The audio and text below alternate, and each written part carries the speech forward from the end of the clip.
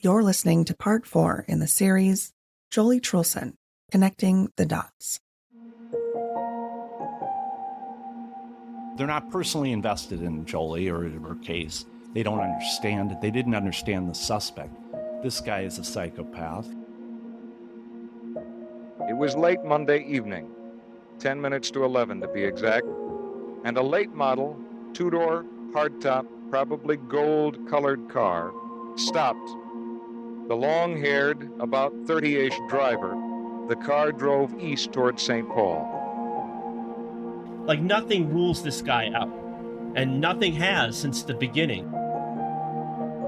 You know, she was killed with a knife. Joli was hit with a blunt instrument. But the thing is, it's the rage and the overkill in the car and just the senselessness to it.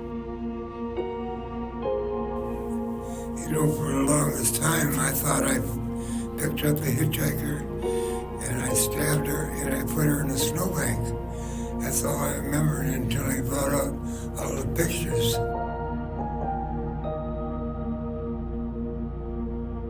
I came across a vintage orange-tinted photograph of Joli online. Her brother, Trig, told me it was taken on a family vacation to Florida in or around 1970, when Joli was just 14 or 15 years old. In this snapshot of time, Joli is hanging out at a resort-style outdoor pool. In the background, a group of her older brothers are congregated around a row of matching Chase lounge chairs. Joli is wearing a long, black, elegant, poolside robe. It's a candid photo, taken seemingly a few feet away from her right side. Her long brown hair covers most of her face, but it's clear she's looking forward at someone or something. And while it's hard to tell, her expression appears to be a silly one. She looks like she's enjoying herself anyway. A carefree teenage girl on vacation. When I see images of Joli, I reference the timeline we've created for Jon Keith Miller's life. At the time this photo was taken, Miller was locked up in California's San Quentin prison for an armed robbery that occurred in August of 1969. A report prepared by a probation agent in December of 1969 gives us a glimpse into the mentality of Miller at that time in his life. He told the probation officer that he, more than once, considered seeking psychiatric help. He admitted that he was certain that there was some underlying cause of what he described as his continual breaking of the law. But he said he never had the nerve to commit himself to an institution. This part of his California court records has always stood out to me. At the time he made that statement, he did have a rap sheet under his belt, but most of his prior convictions were not violent in nature. Here's a summary of his known criminal behavior in the 1950s and 1960s. There are a lot of details here, so bear with me. In 1959, as a minor, he was convicted for forgery. In 1960, another forgery conviction. According to one anonymous family member I spoke with, that was around the time Miller was stealing his siblings' checkbooks. For that offense, he served prison time in a St. Cloud Correctional Facility, known then as the Minnesota State Reformatory. Documents from his time there show a mugshot of the young Miller. He stood 6'2" at the time, weighed just 137 pounds. His head was shaved. While locked up, he had 2 marks for misconduct. The handwriting in the report is difficult to read, but it shows that in 1962, he spent a brief period of time in solitary confinement for profanity and distribution of something. I can't quite make out that word. The other mark had to do with what appears to be lewd books in his cell. From what I can tell, he was paroled in 1963 and discharged from that parole on January 22nd, 1965. But according to California court records, Miller said he was locked up again for a brief period of time in 1963 for petty theft. In September of 1965, he was convicted for robbing the Flagstaff Auto Supply store in Arizona. A newspaper article in the Arizona Daily Sun states that cigarettes found on Miller led Flagstaff police to contact law enforcement in Austin, Minnesota. Law enforcement there said they were looking for a person who burglarized the DeBrock service station, who stole $275, a shotgun, and a carton of cigarettes. Miller denied having anything to do with the Austin burglary, but he admitted he kicked in the glass door of the Flagstaff Auto Supply store and burglarized it. He was sentenced to 2 to 3 years in prison, but was out at least 13 months later when he was arrested for vagrancy in Prescott, Arizona. By 1967, he had made his way to California, where, before his 1969 arrest for armed robbery, he was convicted for petty theft. He was also arrested for burglary, but that charge was dismissed. In the 1969 armed robbery of a California gas station, Miller used a loaded gun to threaten the cashier. But prior to that, his crimes were absent of weapons or threats. And in most every case, what he was ultimately after was money. Miller seemed to have the solution to earning money. He told the probation officer in California he was trained as a printer and would have no problem finding work. And yes, he might have been telling the probation officer what he wanted to hear. But why then would his solution to a string of money-motivated crimes be psychiatric commitment and not employment? Unless, of course, the crimes for which he was arrested weren't the only ones he was committing. When I first called Miller's ex-wife, Diana, to learn more about Miller from back then, she had no idea her ex-husband had been arrested for murder. She was stunned, but not shocked. Yeah, so did you live in Austin, Minnesota? Did you grow up there? Okay. Yeah. Were you married to a man when you were 16? I was 17. 17? Okay. And we have it in the record that it was Jon Keith Miller? Yes. Okay. So have you heard about Jon recently being arrested? No. Okay. He was alive? He's alive, yeah. He was arrested in November for a 1974 murder. Ooh. Yeah. So he, hate to be the bearer of bad news here, but he picked up, he confessed, and his plea hearing is next week. But essentially DNA evidence led to his arrest, so it wasn't like he, just came forward. After I told Diana what happened to Mary at the hands of Miller, I told her why I was calling, and I have to warn you, I give her details of Joli's devastating attack. In 1972, 2 years prior to that, a 16-year-old girl was picked up 2 miles from where this Mary, it was the name of Jon's victim, was picked up. And it was the same description of the vehicle and the guy. And she was found dead. The next day, she had 5, it looked like 5 marks on the back of her head. Her skull was smashed in with, it looked to be a hammer. Oh, God. Yeah, and so that case also went cold. And her family, her 2 brothers, and her mother's still alive. Her mother's 90. Oh. And her 2 brothers, they had always watched Mary's case because they were so similar. And, neither girl had been sexually assaulted. It was, just like this extreme violence inflicted on both of them. And so when Jon confessed to killing Mary, That's when I had written about Mary before. Anyway, the family and I ended up talking. And so throughout this process, they have a lawyer working for them, and I'm a reporter, so that's kind of my role in all of this. But they've obtained, we have documents related to, his arrest after your divorce in California and Arizona.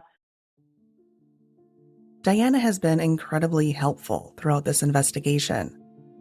She was really one of his victims, and through her voice, we're able to understand who Miller was, what he was capable of. It gives us context into Mary Schlais' murder, too, and requires us to ask the question: was Miller being truthful when he told law enforcement that Mary was his only victim, that he just sort of snapped? He made it sound like it was out of the ordinary. But we know through Diana's experience that violent acts of rage targeted at women were not out of the ordinary for Miller. Some of what you're about to hear might sound familiar, but I want to share an extended portion of the conversation I had with Diana prior to Miller's sentencing, because her experience shows that Miller's criminal inclinations were not limited to petty financial crimes. We do have your divorce documents from your divorce too, the papers stating that the reason for divorce, you were filing for cruel and unusual treatment. Yeah. So, are you willing to share what that was, or the reason behind that claim? Yeah, I could remember some of it, but it's been so many years ago. Sure, yeah. But he was a very cruel person. He dragged me down the street after he broke my jaw, and I kept saying, help, help, and he'd say, she's just drunk, she don't know what she's saying. Nobody would help me. And I got home and I laid in bed, and I had to suffer through this, all the way through this, with him just not letting me go anywhere, do anything. And I finally, got over it, but then he left me. Then he'd come back again, then he'd leave me, but he'd be so cruel in between. He left me stranded in California. He left me stranded in Racine, Wisconsin. I don't know why I kept going back with him. I just don't know. Wow. I was young and stupid then. Yeah, that's so young to get married and I didn't have a choice. I was pregnant. Yeah. And the night before we got married, I caught him in bed with another woman. And I told my mom and dad, and they said, I don't care, you're going to marry her or give the baby up. So I ended up that was that time period. Yeah. Yeah. So here I find him in bed with somebody else, and then I marry him the next day, and it was horrible. Oh, it was horrible from the beginning. Wow. I'm so sorry to hear of that. Obviously, nobody should be treated that way, and it sounds like he isolated you from other people. Yeah. He was adopted. What do you think? Do you think he was just an inherently angry, violent person, or what was your take on him? I think he was I think he was angry with the world itself, and then he wanted to take it out on anybody and anything, I don't know. This is just making me sick. I'm waiting for it to be on, on America's Most Wanted or something, and I'm going, this is something I never expected to ever have in my lifetime, that something like this would happen to me with somebody in my past. What Diana describes is abuse. And when talking with her, something else stood out. Something outside of the violence and anger. Miller would just take off, vanish, and Diana never knew where he was or who he was with. And when he returned, he never told her where he was or what he had done. Clearly, Miller was not husband of the year, but those disappearing acts are odd. And as we are putting together the timeline for Miller's adult life, where he was and when, those unaccounted portions of time stand out. It was the same case with his second wife, too. When she filed for divorce in December of 1976, she hadn't seen Miller since August 19th, 1976, when he took her 1971 Gremlin and drove off to who knows where. And this brings us back to the question, what did Miller mean when he told the probation officer in California that he believed he needed psychiatric treatment and that he thought about committing himself? During that conversation with the probation officer, Miller also wrestled with this fact. He was adopted at just a few months old, and he seemed to insinuate that this could be a factor behind his behavior. He said he was certain that there was some sort of underlying cause for his actions. Basically, something in his DNA. Miller requested that he receive counseling while imprisoned in California. It's not clear if that happened, but what is clear is that he was released just a couple of years later. Roughly 2 months before Joli was killed, and 20 months after his release, Miller picked up a 25-year-old hitchhiker named Mary in Uptown, Minneapolis, who was looking to catch a ride to an art show in Chicago. And when she declined his demand to perform a sexual act, he killed her. He stabbed her more than a dozen times and dumped her body in a Wisconsin snowbank.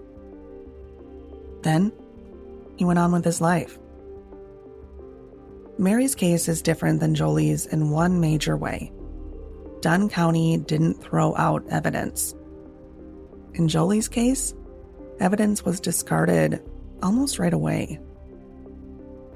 Why? You'll remember there was a portion of a white t-shirt discovered near Joli's body, soaked with blood that did not match Joli's blood type. DNA technology didn't exist then to trace that blood to the killer, but what reason was there to simply get rid of it? They didn't have a crystal ball to predict the DNA technology that would one day be available, but the case was still open, an unsolved homicide. And it certainly wasn't unthinkable at that time to keep potential evidence. Dunn County didn't get rid of the winter hat found near Mary's body. Hundreds of cold cases throughout the country have been solved because investigators held on to evidence for decades. So why was Joli's case any different? Especially in a larger city like Minneapolis. That is just one question Joli's mom and brothers will finally have the opportunity to ask when they sit down with Minneapolis Police Department investigators in person on April 15th, where, after more than 50 years, they'll be able to have a conversation about Joli's case, face to face. In part 5, in what I expect to be the final part of this series, we'll hear about their experience and where Joli's case stands today, in general and as it relates to Miller. You've been listening to The Vault. I'm Trisha Turinskis. This is a Forum Communications podcast. If you're looking for an easy way to support the work we do at The Vault, you can leave us a review on Apple Podcasts. Positive reviews help increase visibility, which means more exposure for the cases we cover. A special thank you to Joli's family and volunteer attorney Valerie Sims for sharing their voices and information for this podcast series. Thank you for listening.